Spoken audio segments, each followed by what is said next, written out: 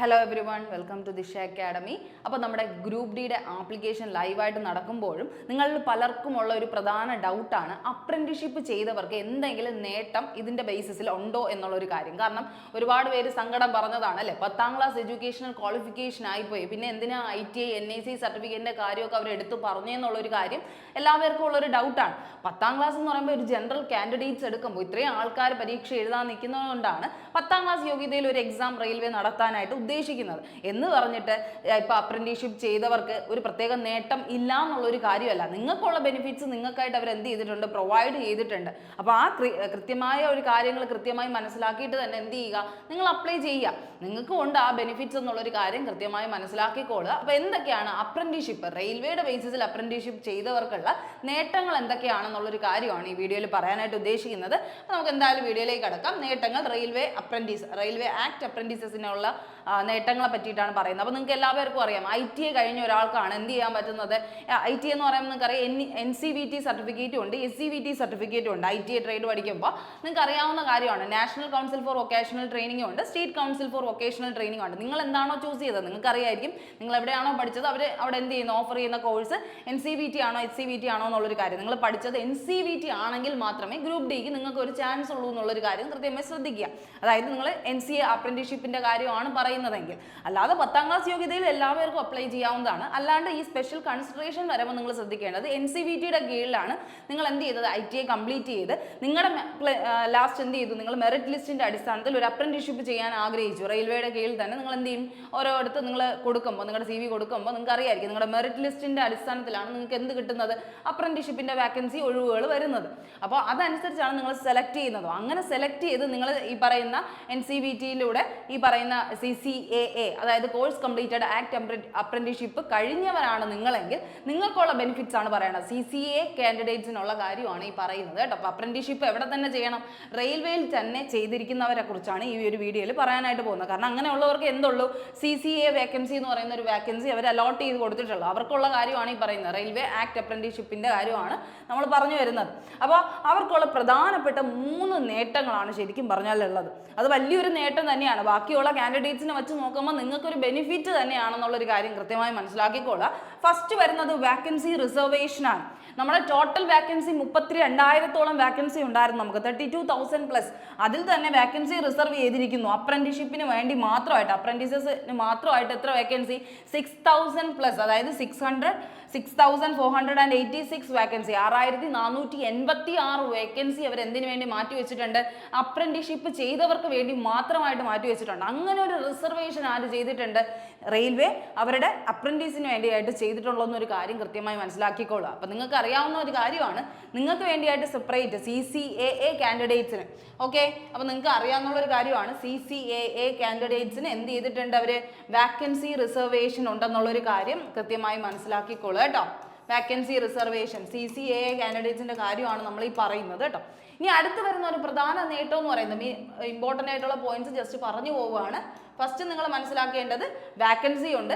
അത് കഴിഞ്ഞ് നോക്കുകയാണെങ്കിൽ കട്ട് ഓഫ് മാർക്ക്, നിങ്ങളുടെ കട്ട് ഓഫ് മാർക്ക് ഏത് റേഞ്ചിലാണ്, ഇപ്പോൾ 100-നാണ് പരീക്ഷ നടത്തുന്നതെന്നുള്ളൊരു കാര്യം നിങ്ങൾക്കറിയാം. ആ 100-ൽ നിങ്ങൾക്ക് വേണ്ട ഒരു മിനിമം മാർക്ക് എന്ന് പറഞ്ഞാൽ ഒരു 40 മാർക്കാണ്. 40 മാർക്ക് കിട്ടിയ നിങ്ങൾ പാസ്സാണെന്നുള്ളൊരു കാര്യമാണ് നിങ്ങൾ മനസ്സിലാക്കേണ്ടത്. ബാക്കിയുള്ളവർ 60-70 വാങ്ങിക്കുന്ന സമയത്ത് CCA കാൻഡിഡേറ്റ്സിന് എത്ര മതി, ഒരു 40-ഓളം മിനിമം മാർക്ക് മതി. അതിൽ കൂടുതൽ വാങ്ങിച്ചെന്ന് പറഞ്ഞ് തെറ്റില്ല, പക്ഷെ നമുക്കൊരു മിനിമം മാർക്ക് എന്ന് പറയുന്നത് എത്രയാണ്, 40 മാർക്ക് എന്നുള്ളൊരു കാര്യമാണ്. അപ്പോൾ ലോ കട്ട് ഓഫ് മാർക്സ് ആണ് ഇതിന് വരുന്നത്, ഈ പറയുന്ന റെയിൽവേ ആക്ട് അപ്രന്റീസസിന് വേണ്ടിയായിട്ട് കൊടുത്തിരിക്കുന്നത്. അതുപോലെ തന്നെ എന്തില്ല, ഫിസിക്കൽ ടെസ്റ്റ് ഇല്ല. ഏറ്റവും ഭാഗ്യം അതല്ലേ, ആകെ ഒരു ടയർ 1 എക്സാമിനേഷൻ ആണ് ഇതിനുള്ളത്, ഗ്രൂപ്പ് ഡി എക്സാമിനേഷനുള്ള. രണ്ടാമത്തെ സ്റ്റേജ് എന്ന് പറഞ്ഞാൽ തന്നെ നമുക്ക് ഫിസിക്കലാണ് പലപ്പോഴും പലരും എന്ത് ചെയ്യുന്നത്, എലിമിനേറ്റ് ആയി പോകുന്നത് ഫിസിക്കൽ ടെസ്റ്റിൽ. അപ്പോൾ അങ്ങനെ ഒരു ചോയ്സിലേക്ക് നിങ്ങൾക്ക് പോവേണ്ട ആവശ്യമില്ല. കാരണം നിങ്ങൾക്ക് അറിയാം, നിങ്ങൾ ആ 1 ഇയറോ അല്ലെങ്കിൽ ആ 6 months ടൈമിലോ നിങ്ങൾ എന്ത് ചെയ്തതാണ്, അപ്രന്റീഷിപ്പ് കംപ്ലീറ്റ് ചെയ്തവരായതുകൊണ്ട് തന്നെ നിങ്ങൾക്ക് കുറേ കാര്യങ്ങൾ അറിയാം. അതുകൊണ്ട് നിങ്ങൾ ഫിസിക്കലി എഫിഷ്യൻ്റ് ആണെന്നുള്ളൊരു കാര്യം അവർക്ക് റിയലൈസ്ഡ് ആണ്. അതുകൊണ്ട് തന്നെ നിങ്ങൾക്ക് എന്തില്ല, ഫിസിക്കൽ ടെസ്റ്റിന്റെ പ്രോസസ്സ് നിങ്ങൾ എന്ത് ചെയ്യേണ്ട, പങ്കെടുക്കേണ്ട ആവശ്യം പോലും വരുന്നില്ല. അപ്പോൾ ഇത്രയും പോസിറ്റിവിറ്റിയാണ് നിങ്ങൾക്ക് CCAA കാൻഡിഡേറ്റ്സിനുള്ളതെന്നുള്ള ഒരു കാര്യം കൃത്യമായി മനസ്സിലാക്കിക്കോളാം. റെയിൽവേ അപ്രന്റീസിനുള്ള കാര്യമാണ് ഈ പറഞ്ഞത്. അപ്പോൾ ഇതിൻ്റെ ഡീറ്റെയിൽഡ് ആയിട്ടുള്ള കാര്യങ്ങൾ നമുക്കൊന്ന് ചെക്ക് ചെയ്യാം. എന്തൊക്കെയാണ് അത് പറഞ്ഞത് ശരിയാണോ എന്നുള്ളൊരു കാര്യം നോക്കണമല്ലോ. അപ്പോൾ നിങ്ങൾ ഈ പറയുന്ന ഈ കാര്യങ്ങൾ എല്ലാം എന്ത് ചെയ്തിട്ടുണ്ട്, റെയിൽവേയുടെ ഒഫീഷ്യൽ PDF ഇറക്കിയപ്പോൾ അവർ അതിൽ നോട്ട് ഡൗൺ ചെയ്തിട്ടുള്ള കാര്യമാണ്. എന്നാലും നമുക്ക് ജസ്റ്റ് ഒന്ന് നോക്കാം. ദ വാക്കൻസീസ് ടു ബി, ഇതാണ് അവരുടെ ഒരു പോയിന്റ് എന്ന് പറഞ്ഞാൽ, vacancies to be filled from among the course completed act apprentices CCAA കാരിൽ നിന്ന് റെയിൽവേ എസ്റ്റാബ്ലിഷ്, കണ്ടോ, trained in railway establishment. CCAA എവിടെ നിന്ന് എടുത്തവരായിരിക്കണം, റെയിൽവേ എസ്റ്റാബ്ലിഷ്മെന്റിൽ നിന്ന് എടുത്തവരായിരിക്കണം. And possessing national apprenticeship certificate NAC, ഈ സർട്ടിഫിക്കറ്റ് കയ്യിൽ വേണം. ഈ സർട്ടിഫിക്കറ്റ് കയ്യിൽ ഇല്ലെങ്കിൽ പോലും നിങ്ങളുടെ ആക്ട് എപ്പോഴും കംപ്ലീറ്റ് ആവണം. 22/2/2025, അതായത് ഇതിന്റെ ക്ലോസിംഗ് ഡേറ്റിന് മുന്നേ നിങ്ങൾ ഈ ഒരു കോഴ്സ് കംപ്ലീറ്റ് ചെയ്തിരിക്കണം, അപ്രന്റീസ്ഷിപ്പ് കഴിഞ്ഞവരായിരിക്കണം എന്നുള്ളൊരു കാര്യമാണ് പറയുന്നത്. നിങ്ങളിപ്പോൾ കറന്റ് എന്ത് ചെയ്തിരുന്നു, ഇപ്പോഴും വർക്കിംഗ് ആണെങ്കിൽ, അപ്രന്റീസ്ഷിപ്പ് ചെയ്തുകൊണ്ടിരിക്കുന്ന ട്രെയിനിങ്ങിലാണെങ്കിൽ നിങ്ങൾക്ക് അപ്ലൈ ചെയ്യാൻ പറ്റില്ല. 22/2/2025 മുന്നേ നിങ്ങൾ അതിൽ നിന്ന് ഇറങ്ങിയിട്ടുണ്ട്, നിങ്ങൾ കംപ്ലീറ്റ് ചെയ്തു, നിങ്ങളുടെ ആ ഒരു പ്രോസസ്സ് നിങ്ങൾ കംപ്ലീറ്റ് ചെയ്തെങ്കിൽ നിങ്ങൾക്ക് എന്ത് ചെയ്യാം, ഡയറക്റ്റ്ലി ആ പോസ്റ്റിൽ വെച്ച് അപ്ലൈ ചെയ്യാൻ പറ്റുന്നതാണ്. NAC സർട്ടിഫിക്കറ്റ് നിങ്ങൾ എന്ത് ചെയ്താൽ മതി, നിങ്ങളുടെ ഡോക്യുമെന്റ് വെരിഫിക്കേഷൻ വരുന്ന സമയത്ത് കാണിച്ചാൽ മതി കേട്ടോ.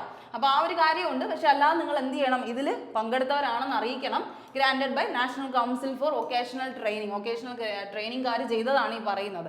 അപ്പോൾ വാക്കൻസീസ് കണ്ടോ ഇവിടെ, നിങ്ങൾക്കറിയാം UR ജനറൽ കാൻഡിഡേറ്റ്സിന് വാക്കൻസി ഉണ്ട്, SC-കാർക്കുണ്ട്, ST-കാർക്കുണ്ട്, OBC-കാർക്കുണ്ട്, അതുപോലെ തന്നെ എന്തിനും ഉണ്ട്, ഈ പറയുന്ന CCAA കാൻഡിഡേറ്റ്സിനും ഉണ്ട്. കാണുന്നുണ്ടാവുമല്ലോ, CCAA കാൻഡിഡേറ്റ്സിന് 540 വാക്കൻസി എവിടത്തെ പോസ്റ്റിങ്ങിൽ, ചെന്നൈയിൽ മാത്രമായിട്ടുണ്ട്. ഇതുപോലെ ഓരോ സ്ഥലത്തും ഏകദേശം നോക്കിക്കഴിഞ്ഞാൽ 6000+ വാക്കൻസി ആർക്ക് തന്നെ റിസർവ് ചെയ്തിട്ടിട്ടുണ്ട്, അപ്രന്റീസ്ഷിപ്പ് ചെയ്തവർക്ക് തന്നെ വാക്കൻസി ഫിക്സ് ചെയ്ത് വെച്ചിട്ടുണ്ട്. അപ്പോൾ CCA കാൻഡിഡേറ്റ്സിന് സെപ്പറേറ്റ് വാക്കൻസി ഉണ്ടെന്നുള്ളൊരു കാര്യം കൃത്യമായി നിങ്ങൾ മനസ്സിലാക്കിക്കോളാം. ഓരോ പോസ്റ്റിനും ഉണ്ട് കേട്ടോ, ഓരോ പോസ്റ്റിനും നിങ്ങൾക്ക് വാക്കൻസി ഉണ്ടെന്നുള്ളൊരു കാര്യമാണ് മനസ്സിലാക്കേണ്ടത്. മൊത്തം 540 വാക്കൻസി ചെന്നൈയിൽ തന്നെ CCAA കാൻഡിഡേറ്റ്സിന് മാറ്റി വെച്ചിട്ടുണ്ട്. അതുകൊണ്ട് ഇപ്പോൾ മനസ്സിലായില്ലേ, വാക്കൻസി റിസർവേഷൻ നിങ്ങൾക്കുണ്ട്. ഓക്കെ, അതൊരു കാര്യം സത്യമായില്ലേ. അപ്പോൾ ഇനി അടുത്ത് നമുക്ക് നോക്കേണ്ടത് മാർക്കിന്റെ കാര്യമാണ്. രണ്ടാമത്തെ പോയിന്റ് എന്ന് പറഞ്ഞാൽ, course completed act apprenticeship will be given due weightage for the marks obtained in national council. ഇവിടെ പറയുന്നതെന്ന് പറഞ്ഞു കഴിഞ്ഞാൽ, നിങ്ങൾക്ക് എന്തുണ്ട്, national council of vocational training, നിങ്ങൾക്ക് ITയിൽ കിട്ടിയ NCVT വഴി കിട്ടിയ മാർക്കും കൂടെ എന്ത് ചെയ്യുന്നുണ്ട്, ഇതിൽ ആഡപ്പ് ചെയ്യുന്നുണ്ട്. അപ്പോൾ നിങ്ങൾ NCVT കഴിഞ്ഞ് നിങ്ങൾ അപ്രന്റീസ്ഷിപ്പ് ചെയ്തവരാണെങ്കിൽ നിങ്ങൾക്ക് എവിടത്തെ മാർക്കുണ്ട്, NCVTയിൽ നിങ്ങൾ ITയിൽ വാങ്ങിച്ചപ്പോൾ നിങ്ങൾക്ക് കിട്ടിയ മാർക്കും കൂടെ അവർ എന്ത് ചെയ്യുന്നുണ്ട്, ആഡപ്പ് ചെയ്യുന്നുണ്ട്. ഇവിടെ ശ്രദ്ധിച്ചറിയാം, group D cut off for Chennai, ഇത് 2017 ടൈമിലെ വാക്കൻസി കട്ട് ഓഫിനെ കുറിച്ചാണ് പറയുന്നത്. ഇത് 2022 ചെന്നൈയുടെ കട്ട് ഓഫ് ആണ് കേട്ടോ. അപ്പോൾ ഇവിടെ നോക്കിക്കഴിഞ്ഞാൽ നിങ്ങൾക്ക് മനസ്സിലാവും, കമ്മ്യൂണിറ്റി ബേസ് അന്ന് UR കാൻഡിഡേറ്റ്സിന് 71 മാർക്ക് മേടിക്കണമായിരുന്നു. ഫിസിക്കലിന് മുന്നേ ഉള്ള കാര്യമാണ് കേട്ടോ. 71 മാർക്കാണ്. OBC-കാർക്ക് അന്ന് 68 ആണ്, SC-കാർക്ക് 61 ആണ്, ST-കാർക്ക് 55 ആണ്. ഓക്കെ, ഓരോ അന്ന് എന്തില്ലായിരുന്നു, EWS കാറ്റഗറി ഇല്ലായിരുന്നു 2018 സമയത്ത്, അതുകൊണ്ടാണ് EWS കൊടുക്കാത്തത്. ഓക്കെ, ഇപ്പോൾ എന്തുണ്ട്, EWS കാൻഡിഡേറ്റ്സ് ഉണ്ട്. 2022 ആയപ്പോൾ EWS വന്നു. ഓക്കെ, അതിലിവിടെ ഇപ്പോൾ ശ്രദ്ധിച്ചാൽ അറിയാം, അന്ന് 2018 നടന്നപ്പോൾ കമ്മ്യൂണിറ്റിക്കാർക്ക് 71 ആയിരുന്ന സമയത്ത് എക്സ് സർവീസ്മാനും അതിൻ്റെതായ ബെനിഫിറ്റ്സ് ഉണ്ട് കേട്ടോ. എക്സ് സർവീസ്മാനും അവർക്കും ഇതേപോലെ നിങ്ങളെപ്പോലെ തന്നെ കോഴ്സ് കംപ്ലീറ്റഡ് അപ്രന്റീസ്ഷിപ്പിനെ പോലെ തന്നെ എന്ത് ചെയ്തിട്ടുണ്ട്, ബെനിഫിറ്റ്സ് കൊടുത്തിട്ടുണ്ട്. അവർക്കും എന്താണ്, 40 മാർക്കാണ് അന്ന് ജനറലിൻ്റെ കട്ട് ഓഫ് മാർക്ക് വന്നത് എക്സ് സർവീസ്മാനിന്. അതേസമയം OBC-ക്ക് ആണെങ്കിൽ 30 അന്ന് എക്സ് സർവീസ്മാൻ വന്നത്. അതുപോലെ തന്നെ CCA കംപ്ലീറ്റ് ചെയ്തവർക്ക് അന്ന് വന്ന കട്ട് ഓഫ് കണ്ടോ, 41 മാർക്ക്. അത്രയാണ് വരുന്നത്. ആ ഒരു രീതിയിലാണ് എന്ത് ചെയ്തിരിക്കുന്നത്, അന്നത്തെ സമയത്ത് എന്ത് വന്നത്, ഗ്രൂപ്പ് ഡിയുടെ കട്ട് ഓഫ് വന്നതെന്നുള്ളൊരു കാര്യം ശ്രദ്ധിക്കുക. അപ്പോൾ ഇവരുടെ ഏകദേശം കുറവാണ്. ഇവരിൽ നിന്ന് നോർമൽ കമ്മ്യൂണിറ്റിയെ ബേസ് ചെയ്ത് നോക്കുകയാണെങ്കിൽ, മിനിമം എഡ്യൂക്കേഷൻ ക്വാളിഫിക്കേഷൻ ഉള്ളവരിൽ നിന്ന് ബേസ് ചെയ്ത് നോക്കിക്കഴിഞ്ഞാൽ നിങ്ങൾക്ക് വരുന്നത് അത്യാവശ്യം കുറവ് എന്താണ്, മാർക്കാണെന്നുള്ളൊരു കാര്യം ശ്രദ്ധിച്ചോളൂ കേട്ടോ. ഇനി അടുത്ത ഗ്രൂപ്പ് ഡിയുടെ 2022 കട്ട് ഓഫ് വന്നപ്പോൾ കാറ്റഗറി ബേസ് നോക്കുകയാണെങ്കിൽ, അന്ന് പിന്നെ എന്താണ്, ഓപ്പൺ കാറ്റഗറിയുടെ പെർസെൻറ്റേജ് ആണിത് കേട്ടോ. പെർസെൻറ്റേജ് മാർക്ക് എന്ന് പറയുമ്പോൾ 60 ചുരുങ്ങി. 60 മാർക്കായിരുന്നു അന്ന് UR കാൻഡിഡേറ്റ്സിന് വേണ്ടത്. OBC-കാർക്കാണെങ്കിൽ 55, EWS-നാണെങ്കിൽ 40, ST-ക്കാണെങ്കിൽ 43, SC-ക്കാണെങ്കിൽ 49. ഇതുപോലെ എക്സ് സർവീസ്മാനും ഉണ്ടായിരുന്നു. ഇവിടെ എക്സ് സർവീസ്മാനുള്ള മാർക്ക് എത്രയായിരുന്നു, അപ്പോഴും 40 തന്നെയായിരുന്നു. അന്ന് 40 തന്നെയായിരുന്നു. അതേപോലെ ആയിരുന്നു ആർക്കും, CCAA കാൻഡിഡേറ്റ്സിനും. അവർക്കും എന്താണ്, ആ ഒരു റേഞ്ച് ഓഫ് മാർക്ക് തന്നെയാണ് വന്നത്. കാരണം മാർക്കിന്റെ ബേസിസ് ശരിക്കും പറഞ്ഞാൽ ഈ CCA കാൻഡിഡേറ്റ്സിന് വരുന്നത് എങ്ങനെയാണെന്ന് ചോദിച്ചു കഴിഞ്ഞാൽ, ഇവിടെ കാണുന്നുണ്ടോ, 1/3 mark in preparation of the final merit list. Final merit ലിസ്റ്റിന്റെ, അതായത് നിങ്ങൾ NCVT കംപ്ലീറ്റ് ചെയ്തപ്പോൾ ഉള്ള NCVT-യുടെ 1/3 മാർക്ക് പ്ലസ് നിങ്ങളുടെ മെറിറ്റ് ലിസ്റ്റിന്റെ മാർക്ക്. ഇതിനു വേണ്ടി നിങ്ങൾ എഴുതിയ അപ്പം 20 മാർക്കാണ് നിങ്ങൾ ഇതിന് വാങ്ങിച്ചത്. ആ ഒരു 20 മാർക്കാണെങ്കിൽ ആ 20 മാർക്കായിരിക്കും ഇതിന്റെ കൂടെ ആഡപ്പ് ചെയ്യുന്നത്. ആ ആഡപ്പ് ചെയ്യുന്ന മാർക്ക് ഏകദേശം 40-45 റേഞ്ചിലാണ് നിൽക്കുന്നതെങ്കിൽ നിങ്ങൾ പാസ്സാണ്. CCA candidates പാസ്സാണ്. ആ ഒരു രീതിക്കാണ് എടുക്കുന്നത്. അതുകൊണ്ട് NCVT മാർക്ക് പ്രധാനമാണ്. നിങ്ങൾ ഓൾറെഡി പഠിച്ചു കഴിഞ്ഞ NCVTയുടെ മാർക്കിന്റെ 1/3% പ്ലസ് എന്താണ് ഇപ്പോൾ നിങ്ങൾക്ക് കിട്ടുന്ന എക്സാം എഴുതി കിട്ടുന്ന മാർക്കും കൂടെ ആയിരിക്കും എന്ത് ചെയ്യുന്നത്, അവർ കൂട്ടുന്നത്. അങ്ങനെയാണ് ആഡപ്പ് പോയിന്റ് വരുന്നതെന്നുള്ളൊരു കാര്യം. അങ്ങനെ നോക്കിയാലും നിങ്ങൾക്ക് എന്താണ് മാർക്ക് കുറവാണ്. അപ്പോൾ ഇതിൽ നിന്ന് കുറച്ച് മാർക്ക് വാങ്ങിച്ചാലും മറ്റതിൻ്റെ മാർക്ക് നിങ്ങൾക്ക് കിട്ടുകയാണ്. ആ വെയിറ്റേജ് നിങ്ങൾക്ക് വരെയാണെന്നുള്ളൊരു കാര്യം ശ്രദ്ധിച്ചോളാം. അങ്ങനത്തെ ബെനിഫിറ്റ്സ് ഉണ്ട് ശരിക്കും പറഞ്ഞാൽ. Say shawl be based on the marks obtained in the national council of vocational training. ആ ഒരു NCVTയിൽ കിട്ടിയ മാർക്കിൻ്റെ കൂടെയാണ് ഇത് എന്ത് ചെയ്യുന്നത്, ആഡപ്പ് ചെയ്ത് പോകുന്നത്. അതുകൊണ്ട് അത് അപ്ലോഡ് ചെയ്യാൻ നിങ്ങൾ മറക്കരുത് എന്നുള്ളൊരു കാര്യം ശ്രദ്ധിക്കുക. ഇനി മൂന്നാമത്തെ കാര്യം എന്താണ്, the course completed act apprentices will be exempted from physical efficiency test. അവർക്ക് എന്തില്ല, ഫിസിക്കൽ എഫിഷ്യൻസി ടെസ്റ്റ് നേരിടേണ്ട ആവശ്യമില്ല. അവർ എന്ത് ചെയ്തിട്ടുണ്ട്, എക്സംപ്റ്റഡ് ചെയ്തിട്ടുണ്ട്, അവരെ മാറ്റി നിർത്തിയിട്ടുണ്ട്. അവർക്ക് ചെയ്യേണ്ട ആവശ്യമില്ല എന്നുള്ളൊരു കാര്യം കൃത്യമായി ശ്രദ്ധിച്ചോളുക. ഇനി അടുത്ത് നോട്ട് ഡൗൺ ചെയ്യേണ്ട പോയിന്റ്സ്. നിങ്ങൾ റെയിൽവേ PDF എടുത്താൽ നിങ്ങൾക്ക് ഇതേപോലെ തന്നെ പോയിന്റ്സ് കിട്ടുകയും ചെയ്യും. 12 പോയിന്റ് സംതിങ് ആ ഒരു ഇതിലാണ് എന്ത് ചെയ്തിരിക്കുന്നത്, ആ പോയിന്റ് ആയിട്ടാണ് ഏത് കൊടുത്തിരിക്കുന്നത്, ഈ പറയുന്ന റെയിൽവേ ആക്ട് അപ്രന്റീസസ് എന്ന് പറഞ്ഞ പോയിന്റ് കൊടുത്തിരിക്കുന്നത്. അതിൽ കയറി നിങ്ങൾക്ക് ചെക്ക് ചെയ്യാവുന്നതാണ്. ഇതെല്ലാം എന്താണ്, അതിൽ നോട്ടബിൾ ആയിട്ടുള്ള പോയിന്റ് ആണ്, നിങ്ങൾക്കുള്ള ബെനിഫിറ്റ്സുകളാണ്. അത് കൃത്യമായി നിങ്ങളെ പറഞ്ഞ് മനസ്സിലാക്കുന്നതേ ഉള്ളൂ. Course completed act apprentices trained in railways should upload their details of marks pertaining to NCVT examination. നിങ്ങൾ CCA കംപ്ലീറ്റ് ചെയ്തവരാണെങ്കിൽ ഉറപ്പായിട്ട് നിങ്ങളുടെ NCVTയുടെ എക്സാമിനേഷൻ സ്കോറും കൂടെ ആഡ് ചെയ്യണം. അതുകൊണ്ടാണ് ഞാൻ പറഞ്ഞത് സ്കോർ കാർഡ് മെറിറ്റ് ലിസ്റ്റ് എടുക്കുമ്പോൾ നിങ്ങളുടെ NCVTയുടെ മാർക്കിന്റെ 1/3 ആണ് എടുക്കുന്നത്. അതുകൊണ്ടാണ് അത് ആഡപ്പ് ചെയ്യാൻ അവരിപ്പോഴേ അപ്ലോഡ് ചെയ്യാനായിട്ട് പറഞ്ഞിട്ടുണ്ട്. During online application upload their details of marks. അവിടെ ചോദിക്കും കേട്ടോ, നിങ്ങൾ ആപ്ലിക്കേഷൻ പ്രോസസ്സിലേക്ക് കടക്കുമ്പോൾ അതിൻ്റെ അവിടെ ഒരിടത്ത് ചോദിക്കും NCVTക്കാർക്ക് ഉള്ള ആ കാര്യം എന്താണെന്നുള്ളൊരു കാര്യം കൃത്യമായി ചോദിക്കും കേട്ടോ. ഇനി if a candidate fail to feed his or her NCVT mark, നിങ്ങളുടെ NCVT മാർക്സ് നിങ്ങൾ അപ്ലോഡ് ചെയ്തിട്ടില്ല എന്നുണ്ടെങ്കിൽ വെയിറ്റേജ് ഓഫ് മാർക്ക് നിങ്ങൾക്ക് തരില്ല. ഈ പറയുന്ന 1/3 മാർക്ക് തരത്തില്ല. അപ്പം നിങ്ങൾക്ക് എന്താണ്, നോർമൽ കാൻഡിഡേറ്റ്സ് പോലെ തന്നെ ആയിരിക്കും. നിങ്ങൾക്ക് നോർമലി ഇപ്പം 10ാം ക്ലാസ് യോഗ്യതയിലുള്ളവർ എങ്ങനെയാണോ മത്സരിക്കുന്നത് ആ രീതിക്കായിരിക്കും. നിങ്ങൾക്ക് എങ്ങനെയാണോ 100ൽ മാർക്ക് കിട്ടുന്നത്, ഇപ്പം 100ൽ നിങ്ങൾക്ക് 30 കിട്ടിയോളൂ, 100ൽ 30 കിട്ടിയോളൂ, നിങ്ങൾ എന്ത് ചെയ്യും, ഓട്ടോമാറ്റിക്കലി ഡിസ്ക്വാളിഫൈ ആവും. കാരണം നിങ്ങൾക്ക് അത്രയും ഇപ്പം എന്ത് വന്നത്, കട്ട് ഓഫ് വന്നത് ചിലപ്പോൾ ഒരു 60 ആയിരിക്കും വന്നത്. ആ ജനറൽ കാൻഡിഡേറ്റ്സിൻ്റെ കൂടെ ആയിരിക്കും നിങ്ങളെ എടുക്കുന്നത്. അല്ലെങ്കിൽ ഇപ്പോൾ ഈ പറയുന്ന NCVT മാർക്ക് ഇല്ലെങ്കിൽ, മാർക്കും കൂടെ ഉണ്ടെങ്കിൽ നിങ്ങൾ ഏകദേശം ഈ ഒരു റേഞ്ചിൽ വരാൻ ചാൻസ് ഉണ്ട്. അതുകൊണ്ടാണ് NCVT മാർക്ക് നിങ്ങൾ എന്ത് ചെയ്യണം, അപ്ലോഡ് ചെയ്യണം എന്ന് പറയുന്നത് കേട്ടോ. അപ്പോൾ ആ വെയിറ്റേജ് നിങ്ങൾക്ക് തരൂല. NCVT മാർക്ക് നിങ്ങൾ അപ്ലോഡ് ചെയ്തിട്ടില്ല എന്നുണ്ടെങ്കിൽ, ഫെയിൽ ആയിട്ടുണ്ടെങ്കിൽ നിങ്ങൾക്ക് ആ മാർക്ക് കിട്ടൂല. ഓക്കെ, ആ കാര്യം കൃത്യമായി ശ്രദ്ധിച്ചോണം. ഇനി അടുത്ത course completed act apprentices will be eligible to apply for any RRC or RRB respective of the railway establishment. നിങ്ങൾ ഏത് എസ്റ്റാബ്ലിഷ്മെന്റ്, ഏതെങ്കിലും റെയിൽവേ സോണിലാണോ നിങ്ങൾ വർക്ക് ചെയ്തത്, അതായത് നിങ്ങളിപ്പോൾ അപ്രന്റീഷിപ്പ് ട്രെയിനിങ് ചെയ്തത് ഏത് സോണിലോ ആയിക്കോട്ടെ, നിങ്ങളിപ്പോൾ ട്രിവാൻഡ്രം സോണിലായിരിക്കും, അല്ലെങ്കിൽ ഈ പറയുന്ന പോലെ ചെന്നൈ സോണിലായിരിക്കും, അല്ലെങ്കിൽ പോട്ടെ മുംബൈയിലായിരിക്കാം നിങ്ങൾ അപ്രന്റീഷിപ്പ് ചെയ്തത്. എവിടെ ചെയ്തതാണെങ്കിലും കുഴപ്പമില്ല. പക്ഷെ നിങ്ങൾക്ക് എന്ത് വേണം, നിങ്ങൾക്ക് എവിടെ ചെയ്താലും കുഴപ്പമില്ല, നിങ്ങൾക്ക് എവിടെ വേണമെങ്കിലും അപ്ലൈ ചെയ്യാം. നിങ്ങൾക്ക് അപ്ലൈ ചെയ്യുന്ന കാര്യത്തിൽ നിങ്ങൾ എവിടെയാണോ അപ്രന്റീഷിപ്പ് ചെയ്തതെന്നുള്ളൊരു കാര്യം നോട്ടബിളേ അല്ല. അതുകൊണ്ട് നിങ്ങൾക്ക് എവിടെ അപ്രന്റീഷിപ്പ് ചെയ്തവരാണെങ്കിലും ഏത് സോണിൽ വേണമെങ്കിലും നിങ്ങൾക്ക് അപ്ലൈ ചെയ്യാം. ഏത് സോണിലെന്ന് പറയുമ്പോൾ ഒറ്റ സോണിലേ അപ്ലൈ ചെയ്യാൻ പറ്റുള്ളൂ, അതിലൊരു മാറ്റവും ഇല്ല. ട്രിവാൻഡ്രം സോൺ ആണെങ്കിൽ ട്രിവാൻഡ്രം സോൺ ഇല്ല, ചെന്നൈ സോൺ ആണെങ്കിൽ ചെന്നൈ സോണിൽ മാത്രമേ അപ്ലൈ ചെയ്യാൻ പറ്റുള്ളൂ, ബിലാസ്പൂർ സോൺ ആണെങ്കിൽ ബിലാസ്പൂരിൽ മാത്രമേ എന്ത് ചെയ്യാൻ പറ്റുള്ളൂ, അപ്ലൈ ചെയ്യാൻ പറ്റുള്ളൂ. അപ്പോൾ ഒരു സോണിലേ അപ്ലൈ ചെയ്യാൻ പറ്റുള്ളൂ.